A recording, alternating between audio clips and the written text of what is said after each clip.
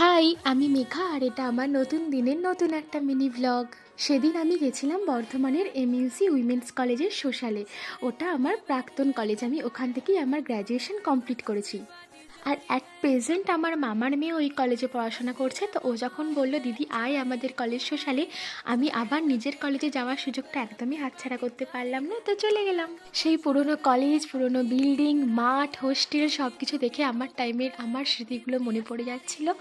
যাই হোক, যখন গেলাম তখন অলরেডি সবাই আনন্দ করছে, আর ইতিমধ্যেই তখন এসে পৌঁছে গেছিলো ঐন্দ্রিলা এবং অঙ্কুশ। ওরা এসেছিল ওদের নিজেদের ছবির একটা প্রমোশন করতে, নারী চরিত্র বেজায় জটিল নামে।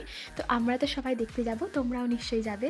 ওরা চলে যাওয়ার পরে সবার প্রতীক্ষার অবসান ঘটলো। স্টেজে উঠলো অবশেষে ডিজে, যার জন্য সারা মাঠ জুড়ে মেয়েরা সেই সন্ধ্যে থেকে ওয়েট করেছিল। কিছুক্ষণ পর আমি বললাম চল রুমে চল, কিন্তু ওরা তো কিছুতেই আসতে চাইছিল না।